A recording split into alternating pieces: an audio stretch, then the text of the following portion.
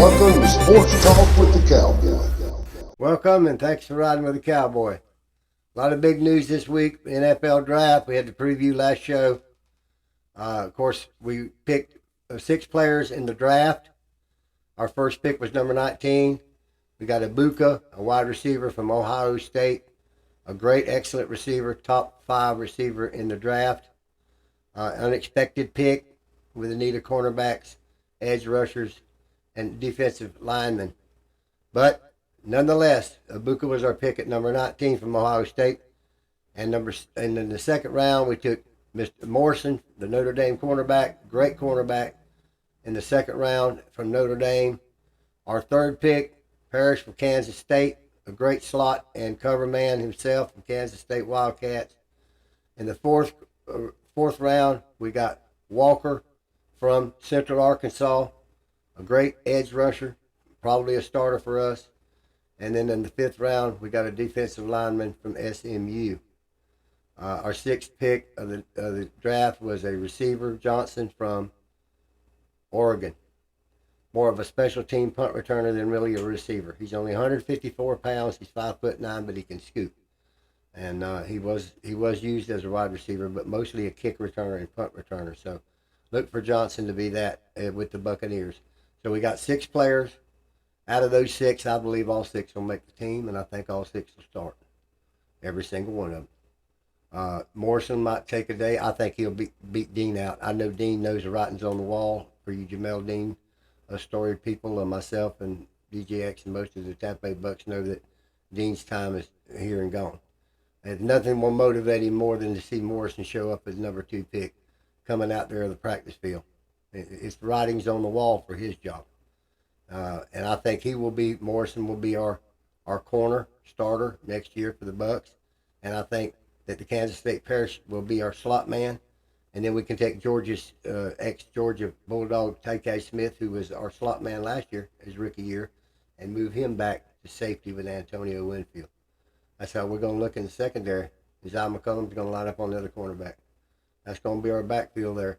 On the line, we've got the guy, Walker, there from Arkansas with Yaya Diaby and Birdsell. We picked from Alabama last year draft, 2nd round. So we got a good balance between him, Reddick, and Antonio Nelson on the other end. Picked up a lot of quality players in the draft for the Tampa Bay Buccaneers. And we did help the defense. We needed cornerbacks, we got 2. We needed a defensive line edge rusher, we got 1. We need a guy that can play on the line and maybe even edge rush. We got him. And we need a kick returner. Well, we got him. That's all can be said for right now.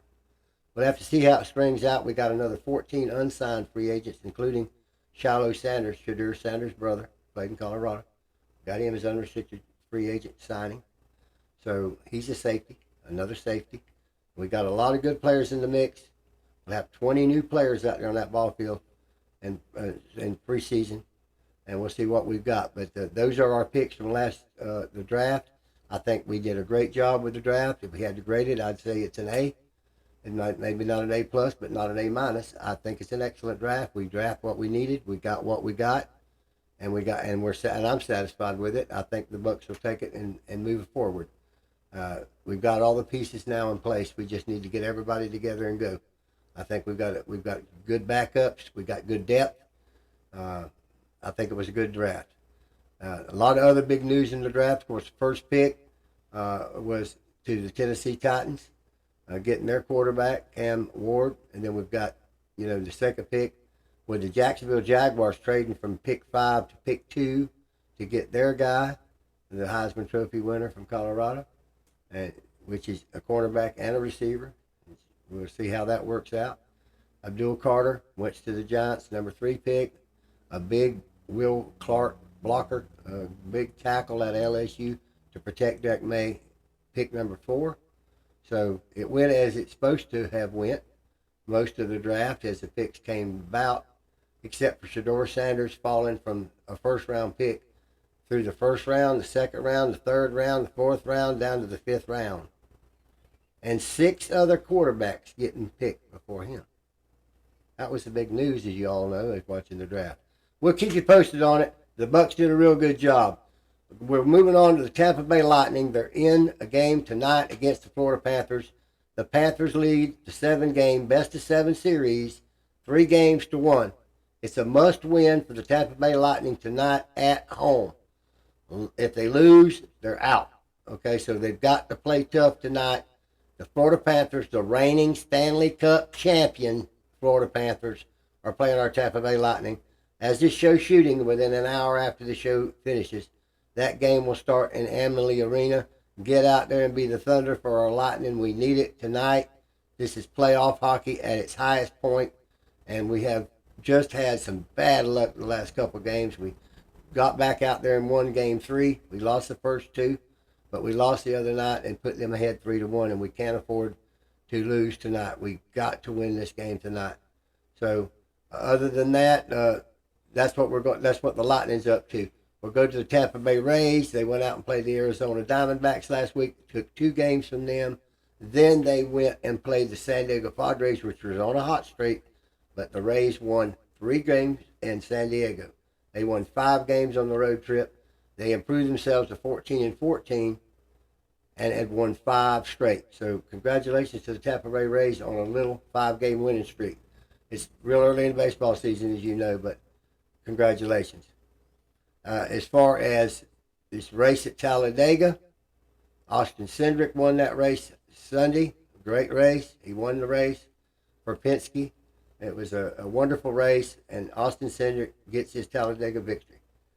That's about what went on this week in the major sports. Now we're going to go to questions, and the first question is from Pam, and Pam wanted to know what I thought about Morrison starting against Dean next year with the Bucs. Pam, I think Morrison will start. He's a second-round pick. I think he will. He has every attribute. He's a very intelligent young man. His father, Morrison's father, played with Todd Bowles with the Washington Redskins. That's right.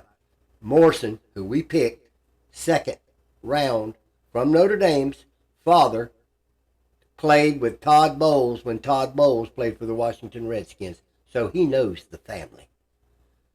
Okay? Todd Bowles got his guy. Okay? Morrison, you'll see him. He'll be out there, and he'll everything you think a cornerback should do, he'll do. He played for Notre Dame and don't get much better than that. And between his ears, well, he went to Notre Dame. Okay? It's all enough said. He will start, Pam. There's no doubt about it. If he ain't hurt, he will be taking Dean's place. God bless you, and thank you for your question, Pam. The next one's from Albert, and Albert wanted to know what I thought about the Lightning's chances against the Florida Panthers. Albert, it's going to be a tough sledding tonight. The Florida Panthers have been out physically the Lightning the first 2 games in Tampa, and then at Saturday's game, the Lightning got to win. They had to have. And then this last game, it was just physicality. You could see the Lightning just crushing, getting crushed by the Panthers, how they went out there and forechecked and boarded them. The Lightning cannot get a power play goal. They've had 14 power plays and not had a goal. And as you know in hockey, when you get the power play, that's you getting a goal. You can't do that in playoff hockey. Well, you can, but you're going to lose.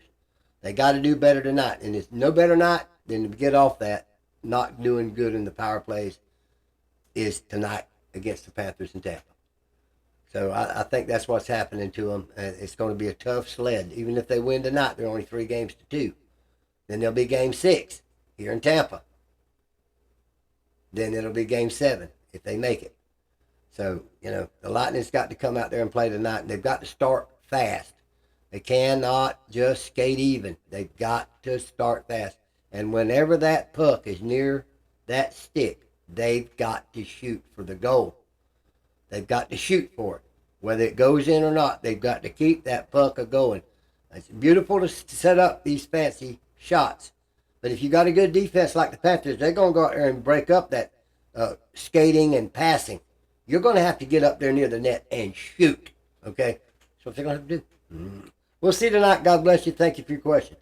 And the last question is from Beverly. And Beverly wanted to know what I thought about the chances of the Tampa Bay Rays going to Orlando, since Orlando is building a brand new stadium for baseball, even though they don't have a team. Well, the Rays, when somebody builds you a $2 billion stadium and it's sitting there, and you don't have one in St. Petersburg, and they say, hey, how about coming over here to Orlando and playing our stadium? Well, all I can say to you is they haven't built the stadium yet in Orlando. They say they're going to build it, and they've got the drawings, and they say they've got the investors. But as we know as Ray fans, we'll have to see the stadium. But I don't think anything's imminent for the next 4 or 5 years anyhow. God bless you, and thank you for your question tonight. I've got to mention the Washington Commanders getting a brand new stadium at where Robert F. Kennedy RFK Stadium set inside Washington, D.C. They've been playing in Virginia, as you know, for all these years, since they've left RFK. They're going to build a stadium where RFK stood. They're going to build it at the same place inside the District of Columbia. It was just announced yesterday by their owner. They're building a brand new stadium there, 70,000-seat dome stadium with industrial and restaurant area on the outer surrounding areas of where RFK sits. So big news for the Washington Commanders. They're getting a new stadium. And half that money is being put up by the owner, by the way. Over $1 billion by the owner of the team of the Redskins is putting that money up. So people say, we talk about our poor stadium in Tampa and we can't get our owner to step up for the $150 million to get it going. There you go. All right. God bless you. And I just wanted to add that. All right. I want y'all to go out and share our show with your friends and write your questions and comments and send them to me on whatever topic or whatever team. We're glad to answer them here on the show. And until next show, God bless you and Cowboy out.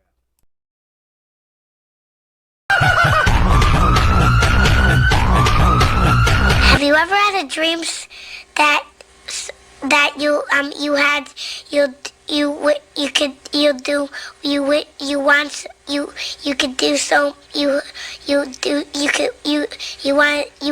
him to do you so much you could do anything?